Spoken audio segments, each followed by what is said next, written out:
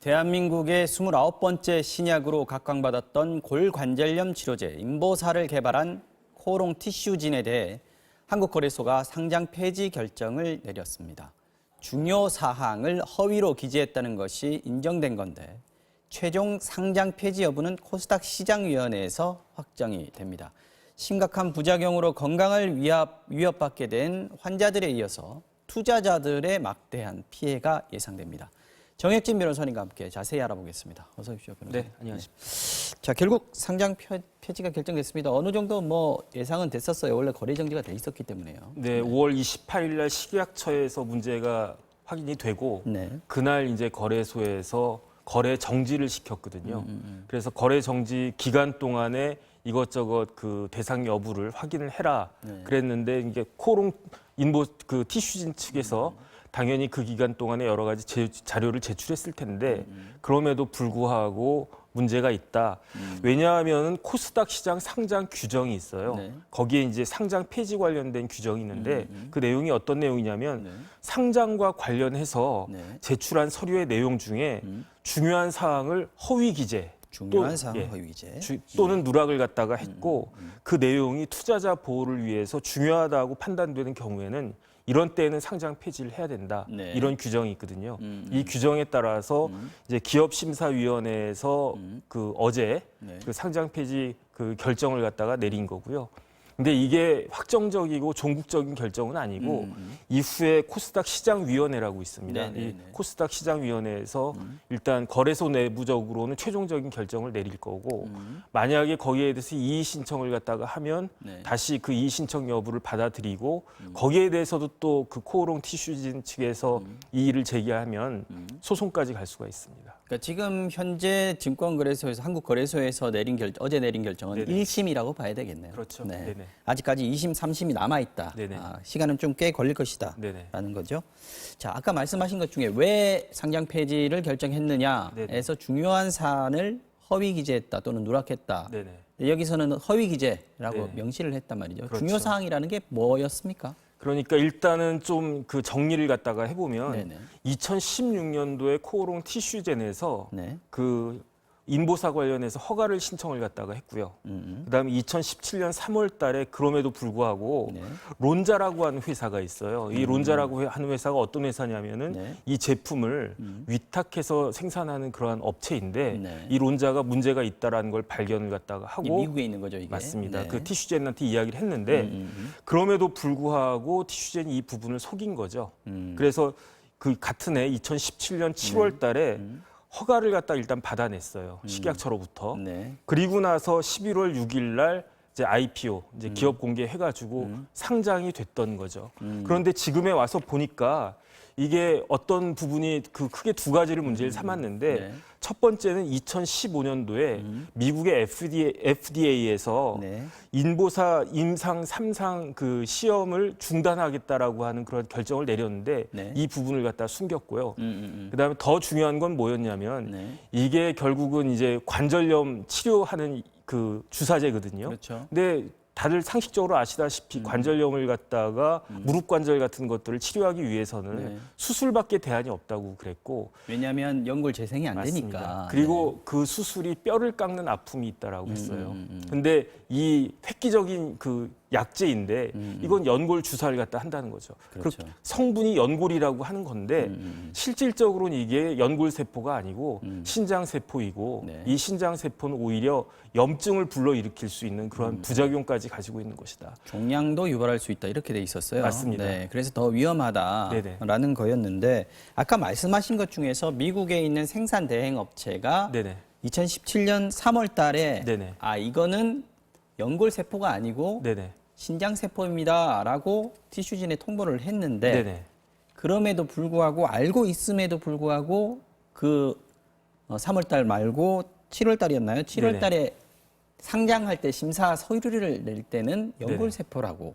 그러니까 7월 달에는 식약처로부터 허가를 갖다가 받았고 그다음에 그 허가를 기초로 해가지고 11월 달에 상장을 갖다가 했는데 그 일련의 과정에서 제출한 서류에 이 세포는 연골 세포이고 신장 세포라는 사실을 전혀 숨겼다라는 이야기죠. 알겠습니다. 자, 어쨌든 이게 인보사 사태를 지금 아주 속성으로 요약을 한 겁니다. 그죠? 네네. 그래서 피해자들이 많이 생겼는데 환자들도 많았습니다만은 네네. 투자자들도 많아요. 지금. 네네. 네.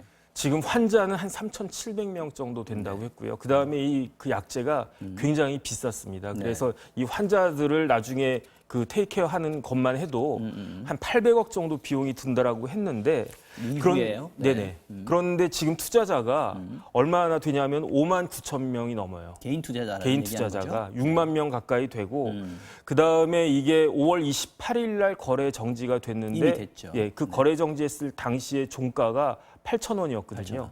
그런데 1년 기준으로 해서 52주 최고가는 5만 2천 원까지 갔었고 5만 2천 원까지 예. 갔던 게 예. 거래 정지 직전에 보니까 8천 원으로 떨어져 네, 있었고 그러니까 이미. 거의 6분의 1 토막 이상이 난 거고 네. 심지어 그 코오롱 티슈젠의 가장 그 비쌌던 최고가는 7만 5천 원까지 됐던 거거든요. 그러니까 거의 10분의 1 토막이 난 거죠. 근데 상장 폐지가 만약에 최종적으로 네네. 뭐 아까 말씀드린 비유로 말씀드린 3심을 거쳐서 네네. 최종적으로 상장 폐지가 결정되면 이 8천 원도 그냥 휴지 조각이 되는 거죠. 휴지 조각. 근데 이제 상장이라고 하는 것은 기업의 지분인 주식을 네. 거래소에서 그 시장에서 자유롭게 사고 팔 수 있다는 걸 의미하는 것이기 그렇죠. 때문에 네.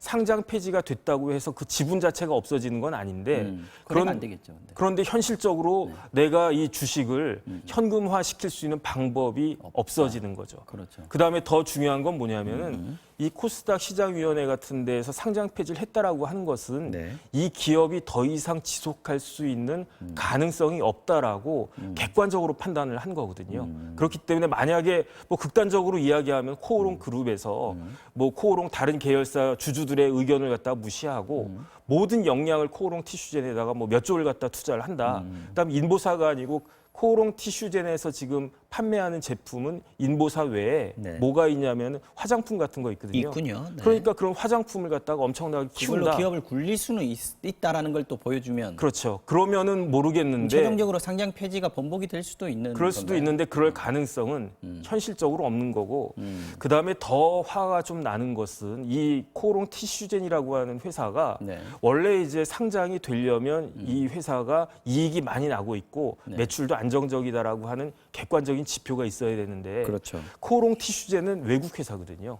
그래서 미국 회사예요. 그래서 외국 기업 특례와 그다음에 아주 독특한 아주 독창적인 엄청난 기술을 가지고 있다. 그래서 외국 기업 특례와 기술 특례를 갖다 가지고 있다라고 인정이 돼서 상장 예비 심사를 통과했던 것인데 네. 이것이 알고 봤더니 다 허위였다. 그러니까 그 투자자들은 사실은 그 개미 투자자들은 제가 봤을 때 1조가 훨씬 넘는 그런 손실을 갖다가 본 겁니다.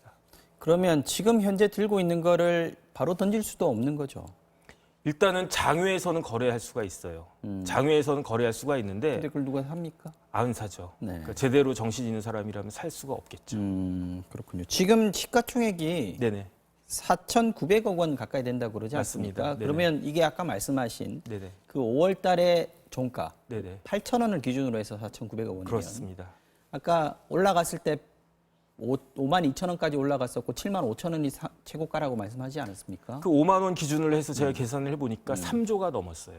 네. 그러니까 이게 3월 달부터 이 인보사가 문제가 있다라고 그 밝혀지면서 3월 달부터 코오롱 티슈젠의 그 주가가 급락을 해가지고 거래 정지 직전에 그 주가가 8,000원까지 떨어진 겁니다. 그러면 이 개인 투자자들이 네네.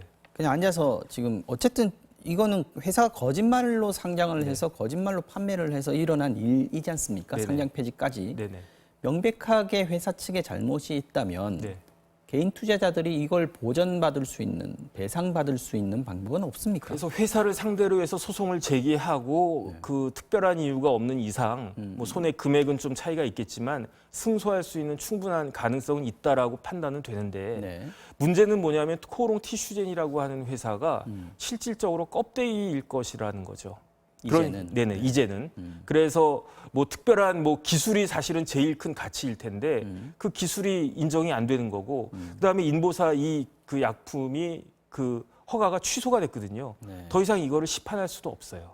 그러니까 그 채권은 많은데 실질적인 자산이 없기 때문에 현실적으로 구제될 수 있는 방법은 쉽지 않을 것 같고 오히려 지금 투자자들 입장에서는 아이러니하게 가장 그 바람직한 상황은 거래가 재개가 되는 겁니다. 그래야지 어느 그 일부라도 그 손실을 갖다 보전받을 수 있을 텐데 네. 거래가 재개될 가능성은 현실적으로 없어 보이고요. 현실적으로는 없어 보인다. 네. 지금 이의 제기를 하거나 중간에 아직 단계가 남아있기 때문에 가능성은 신락같이 있지만 네네. 변호사님 보시기에 또 우리가 상식적으로 생각해도 지금 이렇게 이런 식으로 네. 상장을 한 회사라면 네네. 앞으로 어떻게 판매하는 걸 믿을 수 있겠는가 이런 생각도 들 수 있거든요. 그래서 코스닥 시장위원회에서 결정이 번복될 가능성은 제가 봤을 때는 없을 것 같고 유일한 방법은 코오롱 티슈젠이 법원에서 알겠습니다. 승소 판결을 받아내는 겁니다. 알겠습니다. 자, 이슈 완전 정복 오늘은 인보사 사태를 촉발했던 코오롱 티슈진에 대해서 얘기를 해봤습니다.